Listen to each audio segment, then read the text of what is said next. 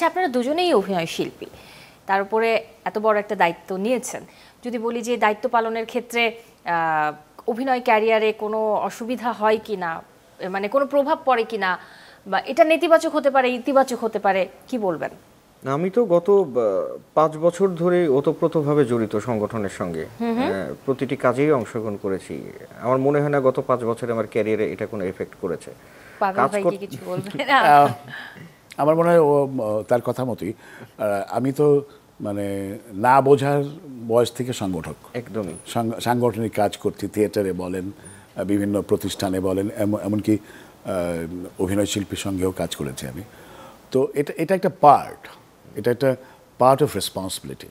আমি যেমন শিল্পী, আমি যেমন অভিনয় করি, কাজ করি, পাশাপাশি আমি তো একটা অর্গানাইজড কিছু জায়গা দেখতে চাই, সেখানে আমার একটা ভূমিকা থাকতেই পারে। আমার মনে হয় না যে খুব প্রফেশনাল জায়গায় যে পিছিয়ে পড়া অথবা এগিয়ে যাওয়ার কোনো সাথে এটার কোনো সম্পর্ক আছে বলে আমার মনে হয় না। আপনাদের আগামীর কাজ সম্পর্কে আরেকটু জানতে চাই আসলে আপনাদের পরিকল্পনা কি সেই বিষয়ে। তার আগে যদি বলি যে আপনারা যখন নতুন নেতৃত্ব পেলেন, এরপরে আপনাদেরকে সবাই কিন্তু শুভেচ্ছা জানিয়েছে এবং অভিনন্দন জানিয়েছে।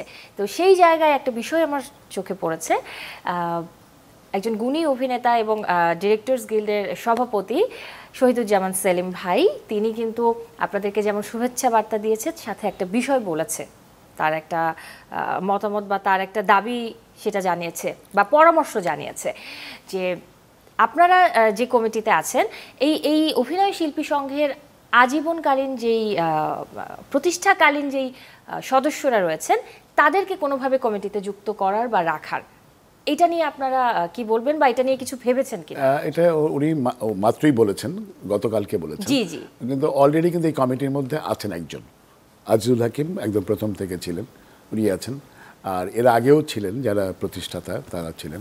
এবং ওনারা এটা একটা ইয়ের মতো আর কি, যে এরকম হতে পারে কিনা। এখন যেহেতু এটা ইলেকশনের ব্যাপার, তারা যদি ইন্টারেস্টেড হয়, এবং আমি তো মনে করি যে তারা তো সবাই অ্যাক্টিভ, তারা যে কোনো সময় তারা এটা মেম্বার হতে পারে অথবা এই কমিটির মানুষ হতে পারে, এবং তার প্রপোজালটাও অনেক ভালো। সেক্ষেত্রে নিশ্চয়ই একটা গঠনতন্ত্র থাকে প্রতিটা সংগঠনের, আপনারা কোন নিয়মটা ফলো করেন? গঠনতন্ত্রে কোনো সাংঘর্ষিক কিছু নেই, সাংঘর্ষিক কিছু নেই। আমরা সবসময় অগ্রজদের মাথার তাজ হিসেবে রাখি সবসময়। আচ্ছা, আমাদের আরো একটা অপশন আছে, হয় ওনারা নির্বাচন করলেন, নয়তো উপদেষ্টা হিসেবে সংগঠনের সঙ্গে আমাদের যে কোনো পরামর্শ, যে কোনো ওনাদের টাচেই থাকি আমরা সবসময়। সো যে কোনো ভাবেই ওনারা তো ইনভলভ আছেন এবং থাকবেনও।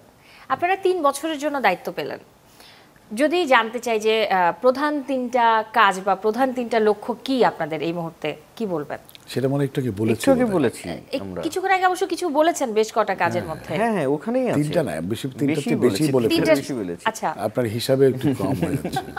মানে এত কথা বলছি, আমরা বললাম না পেশার স্বীকৃতি, সেটাও তো একটা অনেক বড় একটা কাজ। হ্যাঁ, এটা তো এত ইজিও না। আরো কিছু তো বলেছি, কল্যাণ তহবিলের কথা বলেছি, আমাদের জমির কথা ভাইয়া বলেছেন, বলে দিয়েছি আমরা, অনেক কিছু বলেছেন।